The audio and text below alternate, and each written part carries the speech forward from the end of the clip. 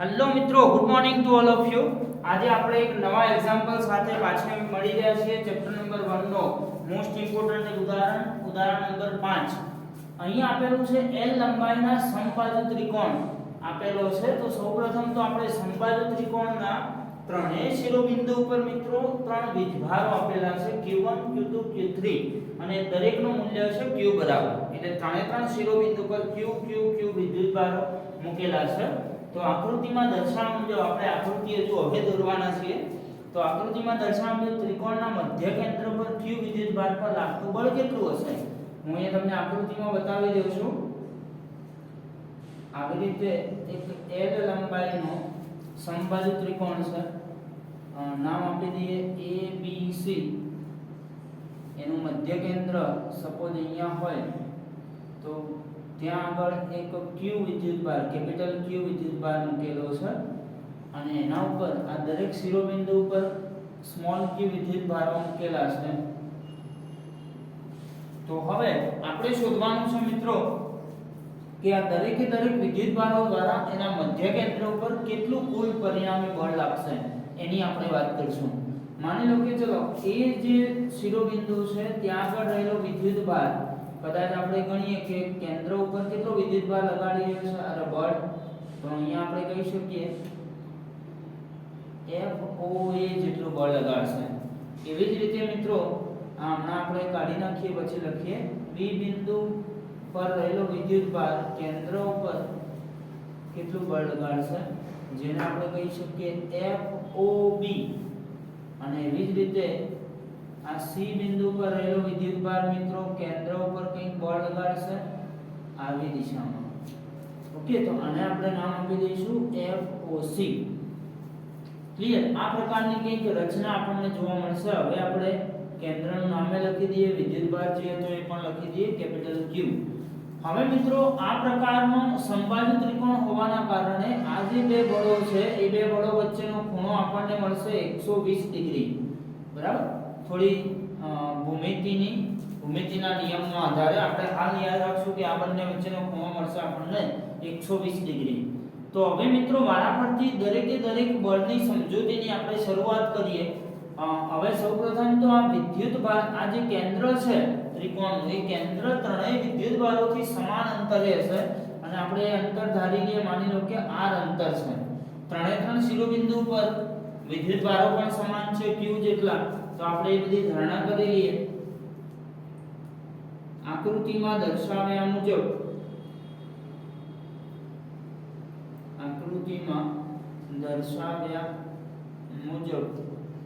ત્રિકોણ ABC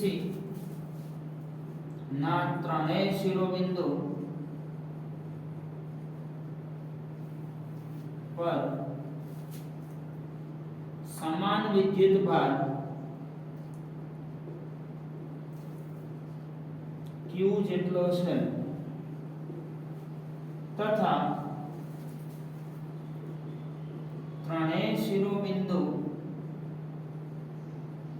થી ત્રિકોણના મધ્ય કેન્દ્ર પર રહેલ વિદ્યુતભાર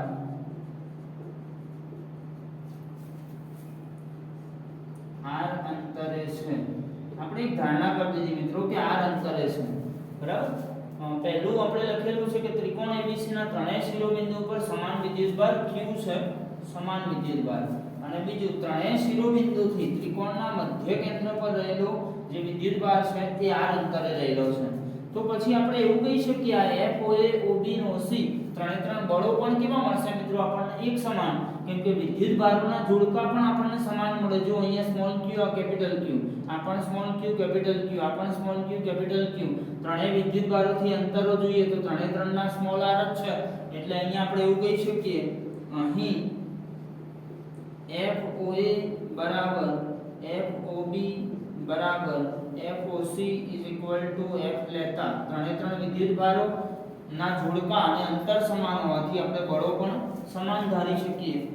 હવે તમે જોઈ શકો છો કે FOB અને FOC વચ્ચેનો ખૂણો 120 ડિગ્રી થાય છે એટલે આપણે અહીંયાથી એ બંનેનું પરિણામી કંઈક મૂલ્ય શોધીએ તો લખીએ કે આકૃતિમાં દર્શાવ્યા મુજબ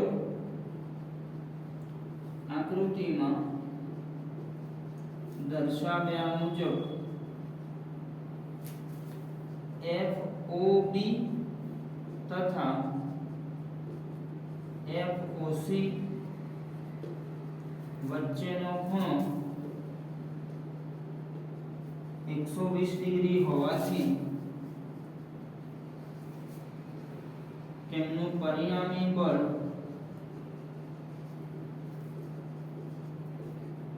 F1 લેતા એટલે ધારી લઈએ કે ભાઈ આ બંનેનું પરિણામી બળ કેટલું છે F1 જેટલું છે સપોઝ અહીંયાથી આ બંનેની વચ્ચેથી નીકળશે F1 જેટલું બળ તો એ F1 ને આપણે હવે મેળવવાનો પ્રયત્ન કરીએ તો લખીએ હવે F1 બરાબર અંડર રૂટમાં કેવી રીતે મળશે આપણને FOB square plus FOC square plus 2FOB sorry into FOC into sin બંને વચ્ચેનો ખૂણો 120 ડિગ્રી ઓકે તો હવે મિત્રો દરેકે દરેક બળોની આપણે જો કિંમતો મૂકી દઈએ આપણે ધારેલા છે દરેક બળો બરાબર F તો અહીંયા દરેક જગ્યાએ આપણે F મૂકી દઈએ f² + 2F * F sin 120 નું મૂલ્ય મિત્રો થશે -1/2 જોઈ લઈએ sin 120 ડિગ્રી બરાબર થશે sin 90 ડિગ્રી + 30 ડિગ્રી બીજા ચરણમાં sin ધન છે sin 30 ડિગ્રી બરાબર સોરી અહીંયા cos આવશે વિદ્યાર્થી મિત્રો cos 120 એટલે અહીંયા થશે cos તો cos બીજા ચરણમાં ઋણ છે એટલા માટે અહીંયા આવશે -cos 30 ને -1 આ સૂત્ર મિત્રો આવું છે f1² + f2² + 2f1 f2 cos θ આ પ્રકારનું સૂત્ર છે આપણે ભૂલથી સાઈન લીધેલું એટલા માટે અહીંયા આપણે મિસ્ટેક થતી હતી તો -1/2 થશે હવે આ 2 કેન્સલ થશે એટલે આ બંને f² નો સરવાળો થઈ 2f² થઈ શકે આ 2 કેન્સલ થયા વચ્ચે વાળો માઈનસ જે છે વચ્ચે આવી જશે પાછળનો માઈનસ 2f ગુણાઈ અને f² થશે તો રૂટની અંદર 2f² માંથી f² જાય એટલે એક વખત f² રહેશે અને એનું વર્ગમૂળ નીકળે એટલે f થઈ જાય તો મિત્રો આપણને પહેલા બે બળોનું પરિણામી બળ F મળી ગયું છે કયા કયા બે બળોનું પરિણામી બળ તો FOB અને FOC આ બંનેનું પરિણામી બળ જે વચ્ચેથી નીકળ્યું એનું મૂલ્ય મળી ગયું આપણને F જેટલું હવે તમે જોઈ શકો છો કે આ F1 ઉપર જઈ રહ્યું છે જેનું મૂલ્ય આપણને F મળ્યું નીચે જે FOA જઈ રહ્યું છે એના બરાબર આપણે મૂલ્ય ધારેલું છે F તો એક વખત F ઉપર જઈ રહ્યું છે એક વખત F નીચે આવી રહ્યું છે એટલે એકબીજાની અસરોને શું કરશે અહીંયા નાબૂદ કરશે એટલે અહીંયા કેન્દ્ર પર લાગતું પરિણામી બળ તો છેવટનું શૂન્ય થઈ જશે એટલે આપણે હવે લખીએ હવે કેન્દ્ર O પર બળ F1 લખીએ ઊર્ધ્વ દિશામાં તથા બળ FOA અધો દિશામાં લાગે છે તથા તેમના મૂલ્યો સમાન હોવાથી એકબીજાની અસરને નાબૂદ કરે છે એટલે એક ઉપરની તરફ એક નીચેની તરફ બંને બળોના મૂલ્યો સમાન એકબીજાની અસરને નાબૂદ કરશે તો તેથી આપણે લખી શકીએ તેથી કેન્દ્ર O પર લાગતું પરિણામી બળ બરાબર 0 થાય. અહીંયા આ દાખલો અહીંયા પૂરો થાય છે. ઓકે મિત્રો, હવે આપણે નેક્સ્ટ એક્ઝામ્પલ જોઈએ છે ઉદાહરણ નંબર 6, જેમાં પણ આપણને એવું આપેલું છે કે Q, Q અને -Q વિદ્યુત ભારોને સમબાજુ ત્રિકોણના શિરોબિંદુ ઉપર મૂકવામાં આવેલા છે. તો અહીંયા આપણે A શિરોબિંદુથી ચાલુ કરશું. ABC શિરોબિંદુ ઉપર Q, Q અને -Q વિદ્યુત ભારો મૂકવામાં આવેલા છે. તો દરેક વિદ્યુત ભાર પર લાગતું બળ કેટલું હશે, આવો પ્રશ્ન કરેલો છે. તો દરેક વારા પરથી દરેક વિદ્યુત ભાર પર કેટલા બળો લાગશે આપણે જોઈએ. તો અહીંયા તમે જોઈ શકો છો આ +Q વિદ્યુત ભાર, આ +Q એકબીજાને અપાકર્ષતા હશે, એટલે આના ઉપર આના દ્વારા લાગતું બળ આપણે આ દિશામાં લઈ શકીએ, આ દૂર જતો હશે. B વિદ્યુત ભારથી દૂર જવાનો પ્રયત્ન કરશે. એ રીતે આપણે અહીંયા જોઈએ કદાચ તો આ -Q વિદ્યુત ભાર છે જે A ઉપર રહેલા ધન વિદ્યુત ભારને પોતાની તરફ આકર્ષતો હશે, એટલે એના દ્વારા લાગતું બળ એ C બાજુ તરફ આપણે દર્શાવી શકીએ આ રીતે. ઓકે, એના નામ પણ આપણે જોડે જોડે લખતા જઈએ. એ બળોને શું કહી શકાય, આ બળને કેવું નામ આપી શકાય, કોના દ્વારા કોના પર લાગતું બળ. મિત્રો આ ખાસ તમારે સમજવાનું છે.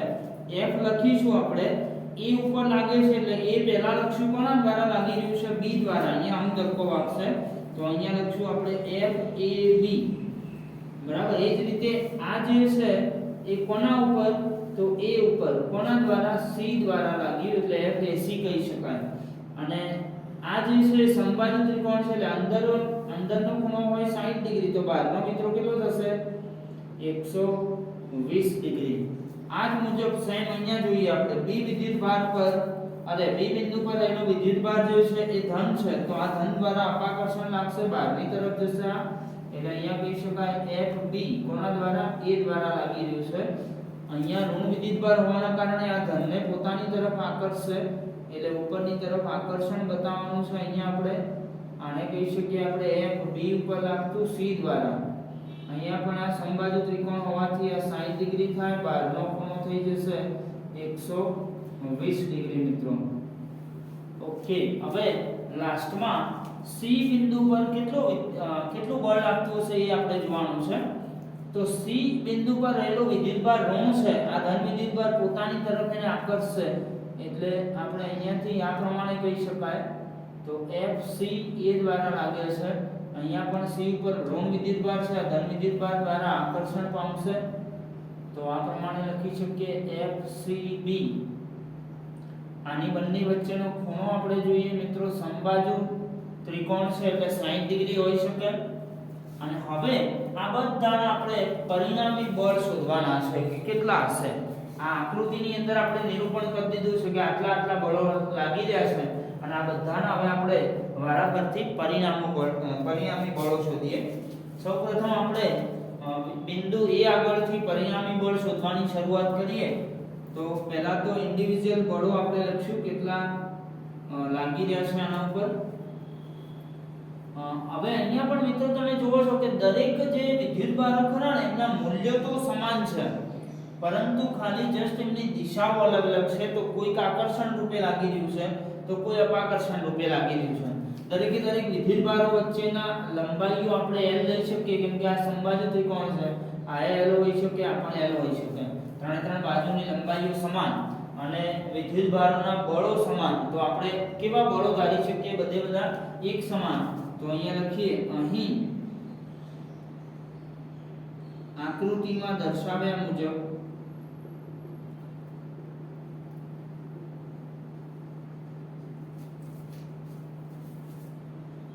દરેક શિરોબિંદુ પર રહેલ વિદ્યુતભારો ના મૂલ્યો સમાન તથા તેમની વચ્ચેના અંતર સમાન હોવાથી આપણે આવું કહી શકીએ કે FAB બરાબર FBA બરાબર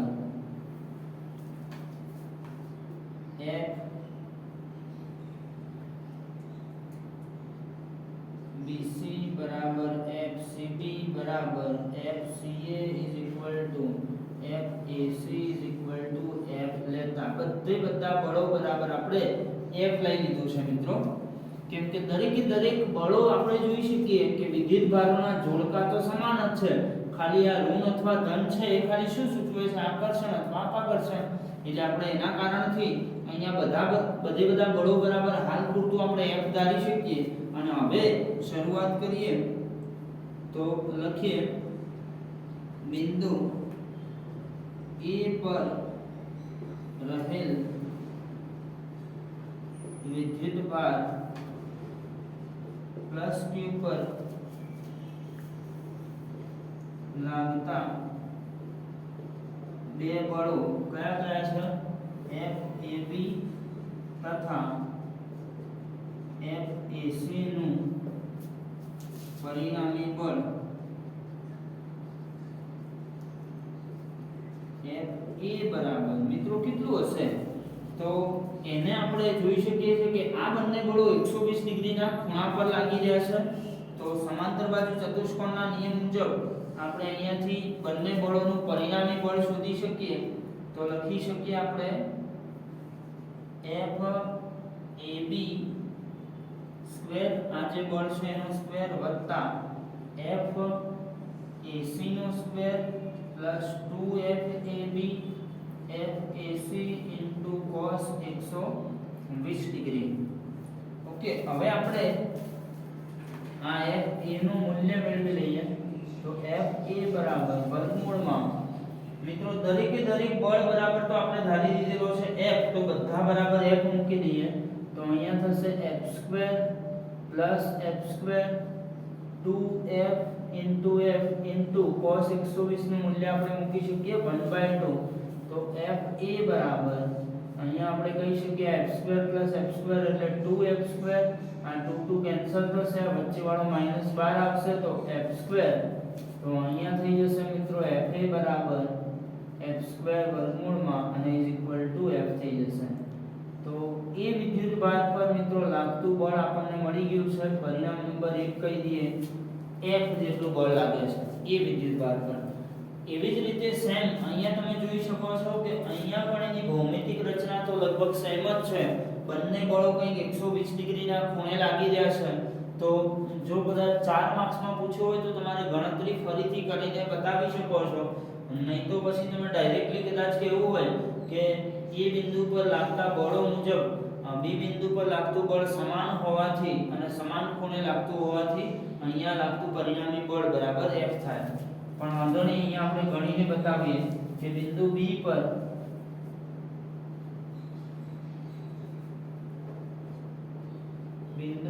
પર સેમ ટુ સેમ વાક્ય રાખીશું આપણે, રહેલ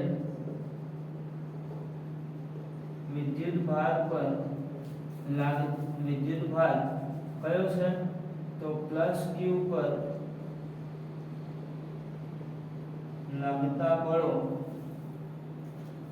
એક બળ છે જોઈ શકીએ છીએ FBA અને બીજું છે FBC. તો FBA તથા FBC નું પરિણામી બળ, અને એને આપણે લખશું FB તરીકે, કેમ કે B બિંદુ પર લાગી રહ્યું છે. તો વર્ગમૂળમાં એને પણ કેવી રીતે લખી શકાય, તો FBA નો સ્ક્વેર પ્લસ FBC નો square plus 2FBA FBC cos અહીંયા પણ ખૂણો છે બંને વચ્ચેનો 120 ડિગ્રી. તો મિત્રો અહીંયા પણ દરેકે દરેક બળ બરાબર આપણે F² લઈ શકીએ, અને આગળ આપણે જોઈ ગયા હતા એ મુજબ cos 120 નું મૂલ્ય છે -1/3. અને હવે સેમ ટુ સેમ ઉપરના મુજબ અહીંયા સાદુરૂપ તો 2F² માંથી F² કેન્સલ થશે, બાદ થશે, સોરી 2f² આ 2 કેન્સલ થશે એટલે વચ્ચે માઈનસ આવીને f² થઈ જશે fb બરાબર થઈ જશે f² અને એનું વર્ગમૂળ થઈ જશે f. ઓકે, તો અહીંયા B બિંદુ પર લાગતું પણ પરિણામી બળ આપણને મળી ગયું છે. હવે આટલું તમે નોટ કરી લો, આપણે C બિંદુ પર લાગતું પરિણામી બળ પણ મેળવી દઈએ. બરાબર છે? ઓકે, તો હવે મિત્રો આપણે C બિંદુ પર લાગતું પરિણામી બળ મેળવીશું. સેમ ટુ સેમ વાક્ય પહેલા આપણે લખીશું કે બિંદુ C પર રહેલ વિદ્યુત ભાર -q પર લાગતા બળો કયા કયા છે? તો FCA તથા FCB નું પરિણામી બળ FC બરાબર વર્ગમૂળમાં FCA² plus FCB² plus 2FCA FCB cos 60 degree, કેમ કે અહીંયા મિત્રો 60 ડિગ્રી જેટલો ખૂણો બને છે અને અહીંયા પણ આપણે દરેકે દરેક મૂલ્ય જો મૂકી દઈએ તો આ થશે f² 2f f cos 60 નું મૂલ્ય મિત્રો થાય છે 1/2 બરાબર, પ્લસ 1/2. આ 2 કેન્સલ થશે તો આ 2f² અને આ બંને f ગુણાઈ અને f² થશે ઇઝ ઇક્વલ ટુ આ થઈ જશે 3f² અને આ 3f² થશે એટલે અહીંયા આપણે જો વર્ગમૂળ કાઢીશું મિત્રો તો √3f બળ જેટલું મળશે આપણને. એટલે કે C વિદ્યુત ભાર પર અને C બિંદુ પર રહેલા વિદ્યુત ભાર પર લાગતું આપણને પરિણામી બળ મળી જાય છે √3f જેટલું. તો આ દાખલો આપણે આ રીતે સોલ્વ કરશું. ઓકે, આ પ્રકારના વિડિયો મિત્રો જો તમને ગમ્યા હોય તો ચેનલને સૌપ્રથમ સબસ્ક્રાઇબ કરી દો. ત્યારબાદ આવા પ્રકારના વિડિયો જો તમે સૌપ્રથમ મેળવવા માંગતા હોય તો તમારે YouTube માં જઈ નોટિફિકેશન ઓન કરી દો અને તમે તમારા અન્ય મિત્રોને જો હેલ્પફુલ થવા માંગતા હોય તો વિડિયોને લાઈક કરી તેમને શેર કરી આપો કે જેથી એ લોકો પણ આ પ્રકારના વિડિયો સૌપ્રથમ જોઈ એમનો અભ્યાસ સારી રીતે કરી શકે. જો તમને આ કન્ટેન્ટની અંદર અથવા કોઈ અન્ય MCQ માં અથવા કંઈ પણ જગ્યાએ તમને તકલીફ જણાતી હોય તો તમે YouTube ચેનલમાં કમેન્ટ કરી શકો છો અથવા અહીંયા જણાવેલા WhatsApp નંબર પર મેસેજ કરી શકો છો. Thank you.